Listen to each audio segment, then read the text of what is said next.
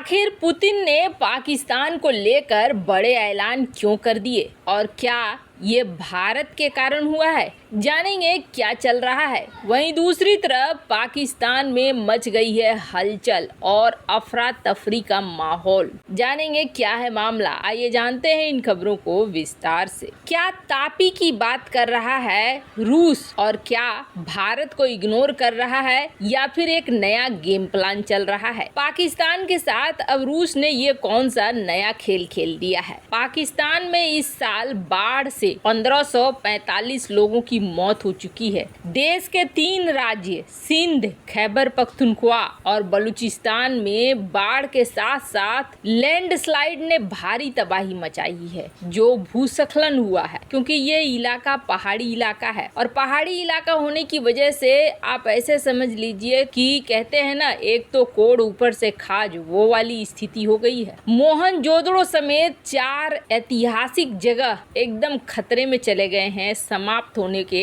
आसपास पहुंच चुके हैं। सिंध में तो बहुत ही बुरा हाल है। 30 साल बाद इतनी बारिश हुई है यहाँ पर। एक महीने में 390 mm से ज्यादा बारिश हुई है। पाकिस्तान में अब तक कहा जा रहा है कि 780% की ज्यादा बारिश हुई है। अचानक आई बाढ़ ने घरों, इंडस्ट्री, फसलों को तबाह कर दिया। सेना ने हेलीकॉप्टर से बाढ़ में फंसे हुए परिवारों को छतों और सूखे स्थानों पर खाना देने की कोशिश भी किया, लेकिन कहा जा रहा है कि ये सब कुछ सिर्फ कागज में है। ऊपर से पाकिस्तान के गांव के लोगों की सोच, वो कह रहे हैं कि हम महिलाओं को शिविर में नहीं भेजेंगे, भूखे रहना पसंद करेंगे, लेकिन दूसरे शिविर में नहीं भेजेंगे, नहीं तो ये गलत रास्ते पकड़ लेंगे। वैसे आपको बता दे, बाढ़ से करीब 1.6 करोड़ बच्चे भी प्रभावित हैं, जिन्हें तुरंत लाइफ सेविंग की जरूरत है। दस्त, डेंगू, त्वचा रोग, कुपोषण के शिकार हो रहे हैं। कहा जा रहा है कि बाढ़ से अब तक $10 बिलियन का नुकसान हो चुका है और दुनिया से अपील है कि वो बाढ़ के लिए मदद करे। पर इन सब के बीच में अचानक से पाकिस्तान में फूड आइटम के दाम तो बढ़ गए हैं, पर दवाइयों के लिए पाकिस्तान भारत के ऊपर निर्भर रह रहा है। हमने देखा हाल ही में एससीओ मीटिंग हुई और इस एससीओ मीटिंग में शहबाज शरीफ और प्रेसिडेंट पुतिन की मुलाकात बड़ी ही मजाकिया टाइप से हुई। हालांकि पुतिन ने बहुत अटेंशन दिया शहबाज शरीफ को और इसके बाद भारत की भी मुलाकात हुई, जिसमें पुतिन के सामने ही भारत ने कह दिया कि ये युद्ध का समय नहीं है। अमेरिकी दुनिया ने तो भारत का बहुत ज्यादा गुणगान किया और अमेरिकी मीडिया में भी ये बात छपी, लेकिन पीएम शरीफ और प्रेसिडेंट पुतिन के बीच क्या बातचीत हुई वो अब निकलकर सामने आ रही है, जिसमें पाकिस्तान ने ये कहा है कि पुतिन ने हमें वादा किया है। ये बात शहबाज शरीफ ने कही है कि पुतिन ने हमें वादा किया है और वो वादा को तोड़ेगा नहीं। तुर्की और पाकिस्तान रूस के साथ मिलकर गैस और गेहूं की लेन देन करेंगे। मतलब साफ है कि रूस पाकिस्तान को गेहूं देगा। चलो, गेहूं की बात समझ में आती है। इस वक्त बाढ़ है और गेहूं पड़े पड़े रूस में सड़ रहे हैं। यूक्रेन की वजह से तो वैसे भी वो बिक्री नहीं हो पा रही है, प्रतिबंधों की वजह से भी गेहूं की बहुत ज्यादा बिक्री नहीं कर पा रहा है रूस, और इस वक्त बाढ़ है तो मानवीय रूप से भी चलो मान लिया कि गेहूं दे देंगे। वैसे आपको बता दें, इसी तरह का मजाक इमरान खान के साथ भी किया गया था। जब इमरान खान पिछली बार रूस पहुंचे थे और यूक्रेन की लड़ाई शुरू हुई थी, तब आपको याद होगा इमरान खान ने वहां से आकर ये कहा था कि रूस ने हमें कहा है कि हमें सस्ते गेहूं देगा, लेकिन रूस ने उसके बाद इस बात को लेकर ना कह दिया था और कहा था कि हमारी ऐसी कोई बातचीत नहीं हुई है। पर अब पाकिस्तान की आधिकारिक मीडिया भी ये कह रही है कि रूस ने गेहूं देने की बात कही है, तो वहीं रूस ने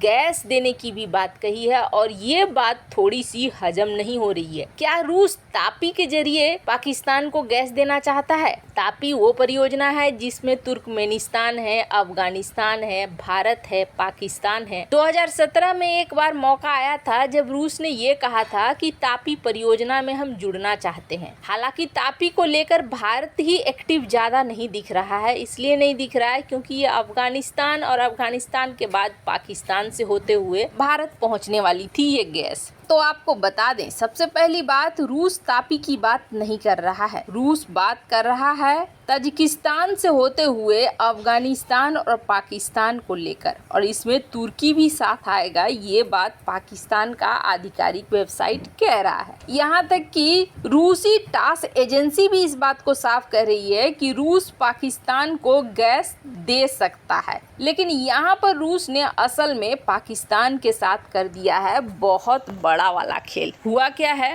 रूस ने यहाँ पर एक कूटनीतिक चाल चल दी, और इस कूटनीतिक चाल को शायद पाकिस्तान समझ नहीं पाया। दरअसल पाकिस्तान इस वक्त खिलौना बना हुआ है, कभी अमेरिका की तरफ झुक जाता है तो कभी चीन की तरफ झुक जाता है। अमेरिका की तरफ झुकाव देखने को मिला, अफगानिस्तान के साथ इनके 36 के आंकड़े हो गए हैं, और 36 के आंकड़े इस तरीके के हो गए हैं कि इसका अंदाजा आप ये लगाइए कि डूरंड लाइन पर खतरनाक हथियार पहुंच रहे हैं। अफगानिस्तान से इतने खराब हो चुके हैं रिश्ते, अल जवाहिरी की मौत के बाद तो तालिबान पीछे पड़ गया है पाकिस्तान के। अब यहाँ पर रूस ने पाकिस्तान को ये समझाया कि तुम अफगानिस्तान के साथ दोस्ती कर लो और अफगानिस्तान के खिलाफ खड़े मत हो। ये जो 36 का आंकड़ा तुमने खड़ा कर लिया है, तो ये जो गैस परियोजना है ये जाएगी कैसे तुम तक? हम तो गैस देने को तैयार है, और उज्बेकिस्तान में, तजिकिस्तान में पहले से ही गैस का इंफ्रास्ट्रक्चर भी है, हम तुम्हारे तक गैस पहुंचा भी सकते हैं। लेकिन इस गैस को पहुंचाने के लिए तुम्हें अफगानिस्तान से गुजरना होगा, और अफगानिस्तान तक पाइपलाइन जाएगी सही सलामत पाकिस्तान के लिए कैसे? तुमने तो रिश्ते बिगाड़ रखे हैं। यहाँ रूस ने एक ऐसा पासा फेंका है जिस पासे के तहत पाकिस्तान को अपने पाले में करना चाहता है और अमेरिका के खिलाफ खड़ा करना चाहता है, यानी चीन की तरफ जोड़ के रखना चाहता है। लेकिन इन सब का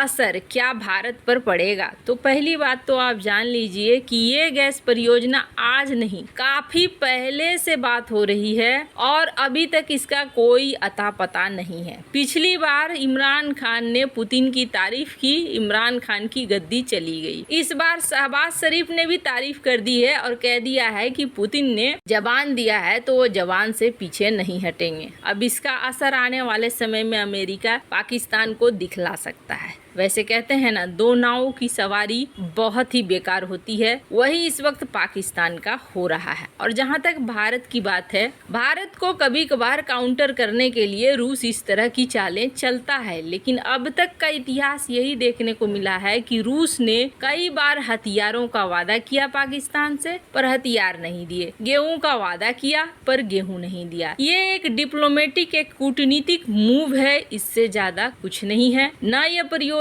जमीन पर आएगी और न ही अफगानिस्तान के साथ पाकिस्तान के रिश्ते अच्छे होंगे। इस वक्त तो स्थिति ऐसी है कि खुद पाकिस्तान में सांप्रदायिकता का माहौल बन रहा है, और माहौल इतना बिगड़ रहा है कि सत्ता परिवर्तन न हो जाए। वैसे इन सब मामले में आपकी क्या राय है? कमेंट कर जरूर बताएं। जल्द मिलते हैं अगले वीडियो में नई खबर के साथ।